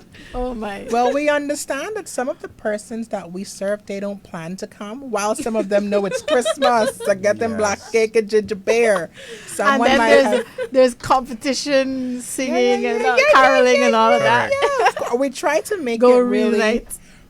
We try to make it a real experience for them that is not one to punish them. Like, you would have already been in didn't go there prison. for That is the punishment. punishment. You know, The punishment is your being freedom paid. being Always the lost punishment. is your punishment. So we are actively moving towards corrections, and that is something that we're very proud of, because for many years we've only talked about moving, and because we didn't have the support from the relevant persons that we needed to support us, much like the current administration supports us. Thank you. Administration supports us very publicly, and real tangible support. We are able to actually make a tangible move, Difference. an actual move, a noticeable move, and so we're now away from conversation, but now into actions, and that is what we're most grateful for. Because someone coming to prison, people fail to realize that not everyone is doing life, so they will be out. Yeah. They are going to be next to you in the supermarket. They're going to be in the same restaurant as you. I dine in the same places with ex-inmates, and that's because I always told them your situation here doesn't define It's you. temporary as well. You know, I'm not judging So you. I give you a story. So I was at Timiri a couple of months ago, interacting with a prisoner, addressing a particular issue. 3 months after, we had a workshop, and guess who's delivering the meals for us at the workshop? Y'all teach him to cook in there? No, in fact, he got employed on his release, and he was working with a delivery service. Okay. And he brought the meals for us. Yeah. So it's about treating persons as human beings. With dignity. With dignity and that respect, because at the end of the day, they're more than likely they will return to the society. And how you treat them, by casting them away. So the whole issue of stigma and discrimination is one in which it's embedded in the society, and we are trying to portray all the positiveness. Soon we should be embarking on a perception survey through our PR department to see where we are lacking and what more we can do to rebuild the trust and confidence in the Guyanese public, so that that issue of stigma and discrimination can no longer be a question of the day. Yeah. Man, I wish we had more time, but we still got some time for at least one more question. What about independence? What's happening for independence? You mentioned Mother's Day, Father's Day, independence, emancipation. What are the plans for So those? independence, we usually, based on prisoners' good conduct and their performance over the period, we have something called special remission.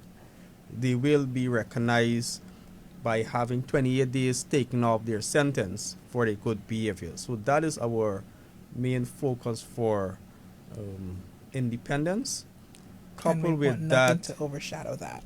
coupled with that, we have some internal sporting activities that they will be participating in: football, table tennis, cricket, chess. Do you have clubs, like a chess club, a Rotary club, in the prison? So we don't have formal clubs, but much like any society, there's a group that identifies with, like, we play chess, we play basketball. Chess, yes. Okay. So when I visit, they would say, Miss Bristol, we need to have a chess competition. I want a Scrabble competition because you're forgetting about us. And then, Yeah. "Oh, we have you planned later down here."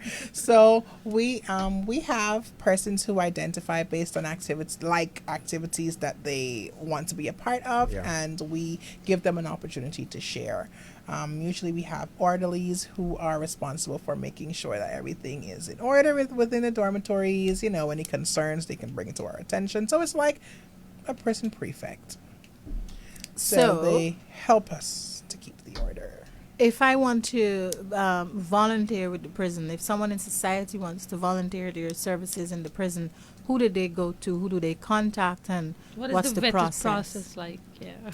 So if someone is interested in volunteering in the prison, first of all, they can send a request to the Director of Prisons.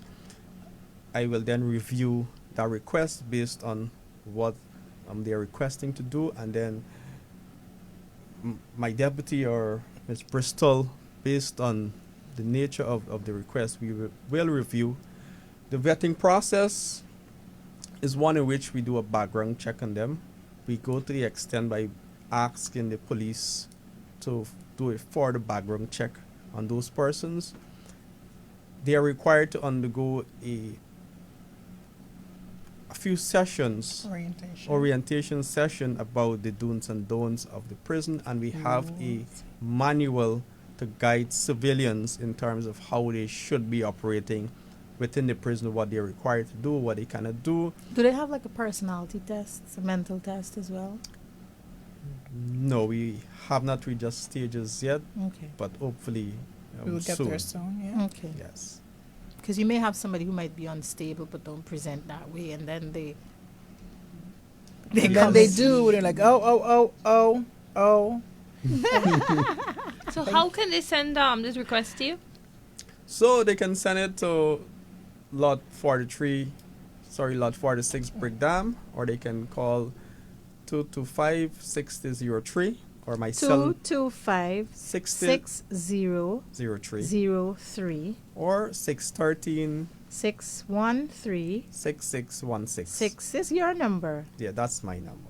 Or they can send us an email at GuyanaPrisonService@hotmail.com.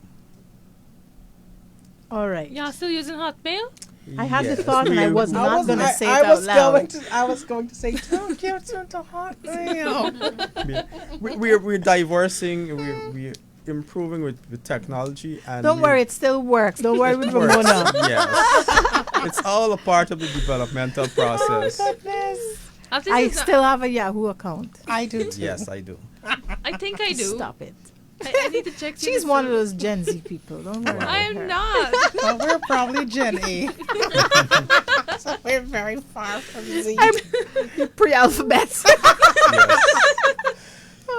It was really nice having you guys. I know you made, like Ramona said, you made prison sound like a place that to miss it is to diss it. Yes.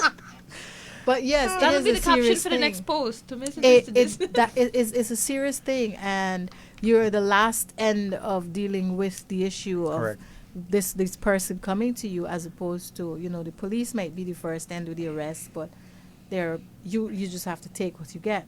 And I admire the work that you're doing. This is the reason why we called you, because seeing so much on social media, like, this is a story you've got to tell. You've got to retell it and tell it and tell it until people come to terms with the reality that this is happening.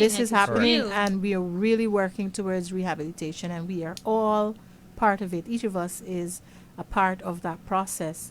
Whether you're an employer, whether you're a trainer, a tutor, there is a role for you to play. So we want to thank you so much for the work that you're doing and taking the time out to have this conversation with us, Mr. Elliott.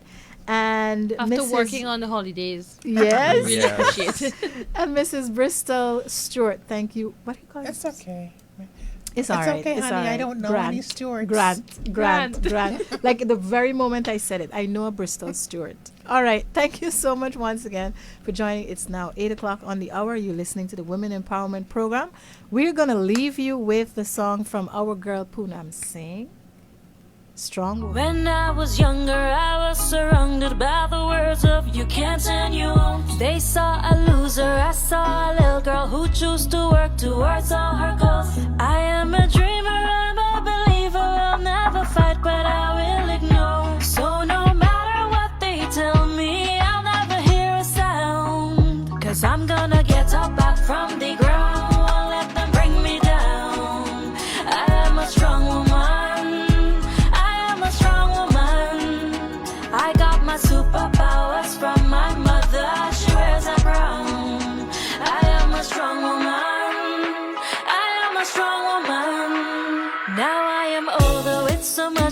and wisely choosing my friends as I grow. Grateful for this life, grateful for my choice, grateful I got a mind of my own. I am a champion